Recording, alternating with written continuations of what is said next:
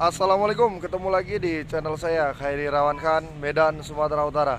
Alhamdulillah buat teman-teman semuanya. Belakangan ini memang kita jarang update karena ada beberapa hal. Mungkin hal ini akan saya jelaskan ketika beberapa hal tersebut sudah kita laksanakan. Oke, kali ini kita akan menjelaskan beberapa hal. Salah satunya adalah belakangan ini banyak yang nanya bagaimana budidaya maggot terkait dengan fikih Islami. Jadi ini beberapa penjelasan yang dijelaskan oleh Buya Yahya. Insya Allah dengan penjelasan-penjelasan tersebut bisa membuat satu penerangan buat kita semuanya. Dan di tahun 2019, Alim Ulama Majelis Ulama Indonesia juga telah mengeluarkan hukum fikih tentang maggot BSF. Dan dengan penerangan Buya Yahya yang akan kita lihat ini, insya Allah akan membuat satu penerangan buat kita semua. Tujuannya untuk budidaya maggot ke depan lebih baik lagi. Oke, kita lihat videonya. Assalamualaikum Buya. Assalamualaikum warahmatullahi wabarakatuh. Saya hamba Allah mau tanya, bolehkah budidaya maggot BSF? Maggot adalah larva dari lalat black soldier yang diperoleh dari proses biokonversi palm kernel meal. Nama latinnya adalah Hermetia iluscens, Diphthera family, Stratiomyidae. Biokonversi merupakan hasil fermentasi sampah-sampah organik menjadi sumber energi metan yang melibatkan organisme hidup. Dan apa hukumnya diberikan ke hewan ternak, lalu hewan ternak dimakan? Mohon jawabannya Buya. Terima kasih Buya. Baik. Bahasa Latinnya begitu. Bahasa Jepangnya adalah ulet. Pabrik ulet. Bahasa Inggrisnya pabrik ulet. Bahasa Jepangnya pabrik ulet. Yaitu membuat dari kotoran atau apa itu akhirnya keluar ulet. Ulet itu dari lalat tentunya. Ulet. Dan juga tidak beda dengan itu adalah jangkrik semuanya. Gimana kalau orang membuat itu semuanya dibudidayakan sampai banyak, kemudian setelah itu buat makanan ternak, makan burung dan sebagainya. Beliau bertanya tentang bagaimana kalau burung ternaknya makan ini. Maka dalam istilah menjawab ada namanya uslubul hakim. Ada yang perlu lebih penting dijawab daripada itu semuanya. Yaitu bagaimana hukum menernaknya, kemudian bukan urusan binatangnya setelah makan. Akan tapi setelah itu menjual. Kalau burungnya yang makan atau ayamnya yang makan ulet tadi, itu sama ayam makan kotoran ayam. Makan yang lainnya, kalau uletnya jadi bangkai. Ini babnya nanti itu mudah masalah jalalah itu. Jadi yang perlu ditanyakan bagaimana membudayakan kemudian dijual untuk kepentingan ternak ayam, bebek dan sebagainya. Maka hukumnya menernak ini jika tujuannya adalah untuk kemaslahatan manfaat, ternak menjadi sehat dan sebagainya, daripada harus makan kimia-kimia yang menjadikan orang kena kanker. Maka ini sah boleh. Membudidayanya boleh, untuk makan bebek sendiri juga boleh.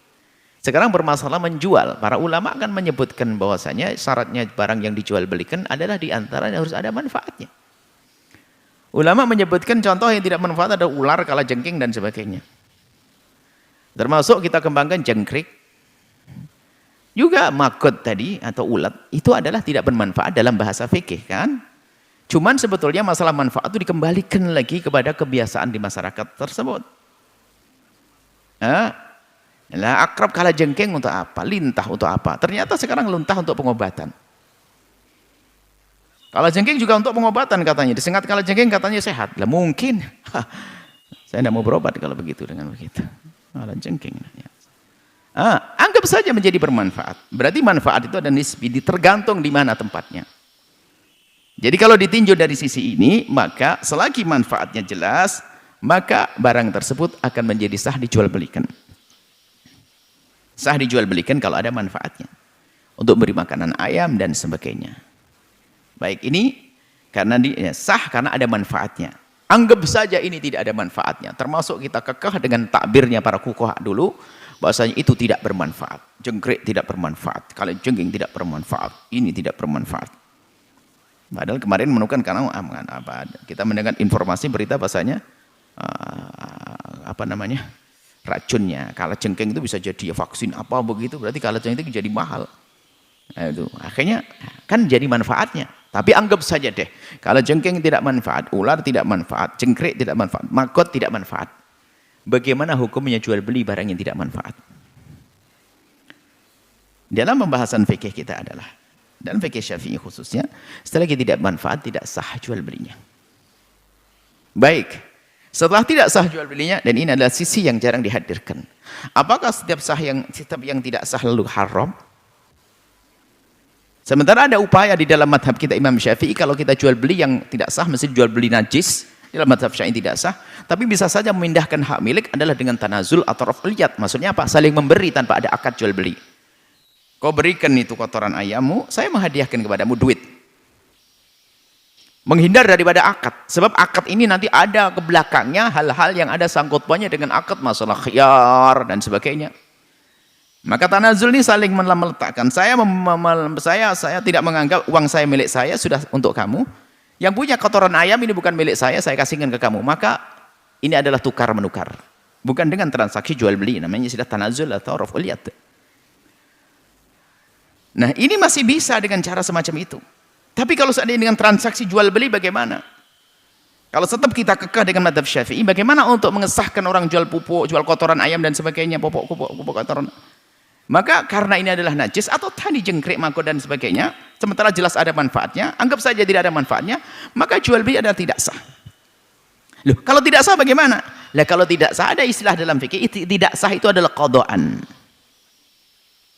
Bukan dayanatan. Qadhaan itu artinya apa? Menurut qadhi tidak sah, menurut hakim tidak sah. Tapi tidak ada dosa di hadapan Allah karena apa? Ini adalah hal-hal yang sudah merelakan dan urusannya kecil ini. Saya merelakan uang saya diambil sama dia adalah enggak ada, ini bukan amal ribawiyah, bukan. Hanya tidak sah, maka duit saya diambil sama dia, jual beli, sah, saya saling ridho dan sebagainya, enggak ada unsur riba di bawahnya, hanya barangnya tidak sah untuk dijual belikan. Maka dalam hal ini adalah tidak sah qadhaan. Menurut qadhi tidak sah, tapi di hadapan Allah tidak dosa yang demikian ini. Apa maknanya? Wong Anda merelakan barang ini dan tidak ada pertentangan dengan urusan riba, haknya sudah. Cuman tidak sah qadhaan itu begini maksudnya. Tidak ada khiyar, enggak ada hukum-hukum yang ada sangkut pautnya dengan transaksi, tidak berlaku di situ. Artinya apa? Kalau ternyata kotoran ayamnya, Anda beli kotoran ayam, tak tahu kotoran ayamnya kurang bau menurut Anda komplain, lalu ngadu ke qadhi akan tertawa, enggak, jual belimu enggak sah, saya tidak bisa ikut-ikut. Sudah dibilang jangan jual beli kotoran, terang jual beli. Tapi sudah selesai, kalau saling merelakan selesai. Sehingga hakim tidak bisa menolong dalam hal ini. Karena apa? Tidak sah qadhaan menurut hakim, tidak sah kamu membeli barang yang tidak bermanfaat atau barang yang najis. Tapi secara hukum akhirat tidak ada dosa karena ini sudah diserah terimakan.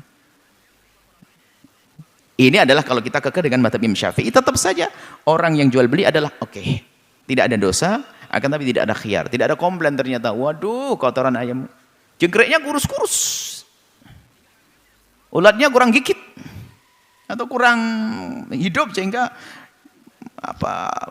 bebek saya kurang suka, mungkin ini tidak ada khiyar di sini. Tapi setelah meridhokan selesai, nggak ada urusan di hadapan Allah Subhanahu wa taala. Ini adalah ini. Berbeda kalau sudah kita kepada madhab lain yang kita sebutkan menganggap itu ada manfaat untuk makanan bebek, makanan itik, makanan itu adalah menjadi sah. Artinya gampang yang demikian ini, yang harus betul-betul waspada adalah ada penipuan dalam transaksi, itu nyakiti hati orang. Ada riba yang jelas, ada ini nyakiti hati orang dan durhaka kepada Allah. Tapi kalau hal-hal seperti itu adalah diringankan. Jadi sah, tidak sah qadhaan menurut qadhi, menurut hukum fikih tidak sah. Tapi di hadapan Allah hal yang seperti itu adalah tidak haram dan tidak dihukum oleh Allah Subhanahu wa taala. Wallahu a'lam bissawab. Syukran jazilan. Ada pun urusan makannya ya enggak ada masalah. Makan kalau masih hidup dan sebagainya enggak ada apa, makan hidup berarti bukan makan. Ayamnya bisa disembelih. Jangankan kok makanan ulat itu, kalau ada kotor ayam Anda kasih makan, mohon maaf, abon babi, kasih makan abon babi sama kotoran manusia, ayam Anda setiap hari makan itu tetap halal. Madhab kita Imam Syafi'i cuman makruh, makruh, hendaknya dikarantina dulu, dibebaskan agar tidak ada kejijian di hati kita, dalam diri kita, dibebaskan dulu sebentar, dikasih denda, setelah itu bebas, nggak makruh lagi. Makruh tapi tidak haram. Bukan langsung wah ini kotoran manusianya jadi daging, nggak ada itu. Seperti itu. Mungkin Anda bertanya sisi ini kan, tadi kami beri jawaban yang lebih bonusnya tadi. Wallahu a'lam bishawab.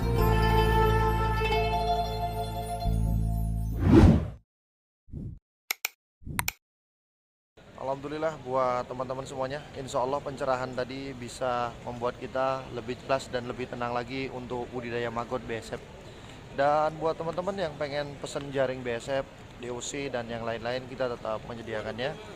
Jangan lupa tinggalkan komen di kolom komentar karena itu adalah hal yang paling penting.